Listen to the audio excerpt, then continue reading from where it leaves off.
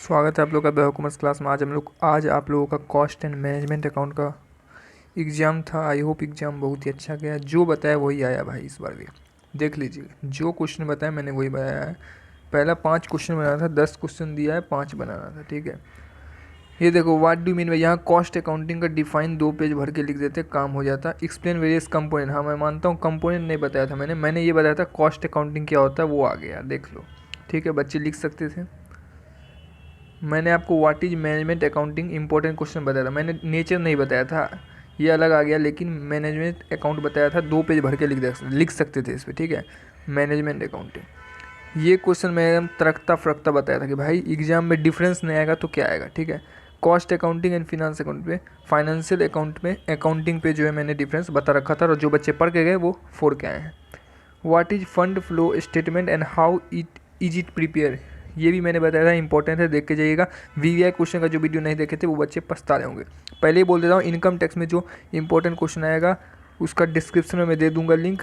Theory question बता रखा है, जाके देख लो, और प्रैक्टिकल क्वेश्चन का भी मैं लिंक दे दूंगा, उसको प्रैक्टिस कीजिएगा 1-2 दिन, ठीक है। 5 नंबर क्वेश्चन जो था वो प्रैक्टिकल क्वेश्चन था, ठीक है, कॉस्ट शीट का। एक कॉस्ट शीट यार बना सकते थे, ऐसा कोई नहीं था। देखो छोटा सा दे रखा है, इसको आपको बनाना था, ठीक है। आइए जो बच्चे बनाए हैं आंसर मिला लीजिए।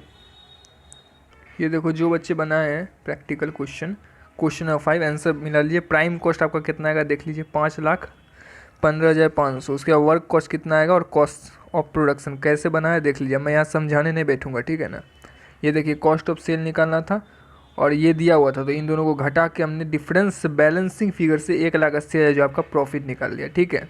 आई होप इतना आ गया होगा भाई, आ जाएगा तो फुल नंबर मिलेगा।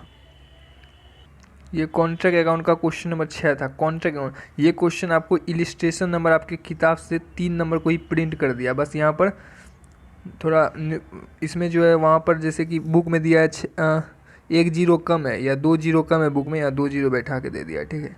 ये देखो कॉन्ट्रैक्ट अकाउंट बनाना था और कॉन्ट्रैक्टी अकाउंट बनाना था, और देखो ये देखो मैंने आप लोगों के लिए बना दिया कॉन्ट्रैक्ट अकाउंट। इस तरीके से पूरा लिखते, और ये पीएल बुक के अनुसार मैंने बनाया, ठीक है। बुक में इतना आंसर निकाला है, बुक के अनुसार ये है। जो बच्चा इसको प्रिंट करके आया है उसको 20 मार्क्स मिल जाएंगे। चलो आ जाओ।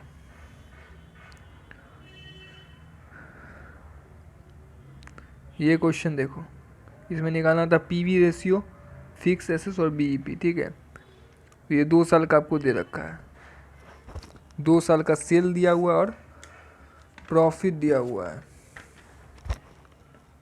आओ सॉल्यूशन देखें इसका।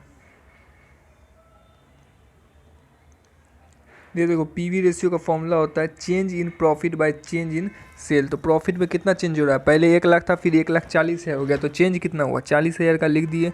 सेल में कितना चेंज हुआ, पहले 8 लाख था, फिर 9 लाख हो गया, तो 1 लाख का, तो 40,000 बटे 1 लाख गुने 100 करके 40% निकाल लिया। फिक्स कॉस्ट का क्या फॉर्मूला होता है आपको पता है? फिक्स कॉस्ट का फॉर्मूला होता है कंट्रीब्यूशन माइनस प्रॉफिट। जब आप कंट्रीब्यूशन में प्रॉफिट घटाते हो तो आपको निकल जाता है फिक्स कॉस्ट। तो कंट्रीब्यूशन का फॉर्मूला क्या होता है, कंट्रीब्यूशन का फॉर्मूला होता है सेल इंटू पीवी रेशियो। तो हमने सेल इंटू पीवी रेशियो किया और माइनस कर दिया प्रॉफिट को। आप चाहे तो मैंने ये है जो सेकेंड ईयर से लिख लिया है, आप चाहे तो फर्स्ट ईयर से भी लिख लो, क्योंकि फिक्स कॉस्ट जो होता है 1 साल और 2 साल सब साल सेम रहता है, इसलिए कोई भी आप बना सकते हो। ये आपका 2,20,000 आंसर आना चाहिए। कैसे ही बनाओ भाई, इतना आंसर आना चाहिए, समझ गए। और ब्रेक इन पॉइंट का फॉर्मूला मैंने आपको बता रखा था, इंपॉर्टेंट क्वेश्चन करवाया था, तो 5,50,000 आ जाएगा, ठीक है। आ जाओ। ये देखो ये क्वेश्चन तो बताया था ना किस तरीके से निकालना है। ये देखो इसमें करंट एसेस ये है, ठीक है, और करंट लायबिलिटी ये है, ठीक है। समझ में आया ना? आओ देखते हैं, इसमें ये सब निकालना था आपको, ये देखो निकालने का था, आओ देखें। ये देखो करंट एसेस बाय करंट लायबिलिटी लिख दिए, इतना आ जाएगा। क्यू रेशियो का फॉर्मूला है 1 आएगा। इन्वेंट्री टर्नओवर का रेशियो होता है, फॉर्मूला होता है कॉस्ट ऑफ गुड्स सोल्ड, यानी cost of sale by average inventory, ये आ गया। डेप्टर टर्नओवर मतलब सेल बाय एवरेज डेप्टर, इतना आएगा। हाँ आपको निकालना था डेप्टर कलेक्शन पीरियड। तो डेप्टर कलेक्शन पीरियड के लिए का फॉर्मूला होता है 365 दिन, मतलब साल का 365 दिन बटे डेप्टर टर्नओवर रेशियो। तो नहीं पता था तो ऊपर हमने निकाल लिया, डेप्टर टर्नओवर का निकाला तो इतना दिन आ गया आंसर। फिर लास्ट में आपको बोला था प्रोप्राइटी, क्या बोला था लास्ट में आप लोगों को निकालने, प्रोप्राइटर लायबिलिटी रेशियो। तो मतलब share holder fund by total liability कर दिया, तो इतना आ गया, समझ में आ गया ना।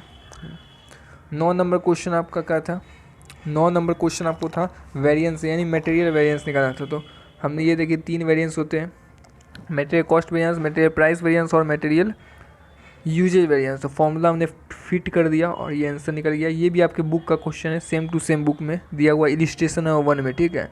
जो बच्चा कोई पता होगा इलिस्ट्रेशन 1 में है ये क्वेश्चन, पूरा सेम टू सेम दे दिया, मैंने भी आपको वहाँ दे दिया आंसर। आई होप आपको समझ में आ गया होगा। 10 नंबर क्वेश्चन कोई बच्चा बनाया होगा, अच्छी बात है, बनाया तो फंड फ्लो स्टेटमेंट जैसे बनता है उसे बना दिएगा, ठीक है। वो तो स्टेटमेंट है, वो बच्चा अपना बनाया होगा अच्छी तरीके से। आई होप कितना मार्क्स आपका बन रहा है कमेंट जरूर कीजिएगा। और इनकम टैक्स का इंपॉर्टेंट क्वेश्चन बता रखा है, लिंक डिस्क्रिप्शन में है, जाके देख लो। Thank you very much. Telegram channel join कर लो, लिंक डिस्क्रिप्शन में दे रखा है।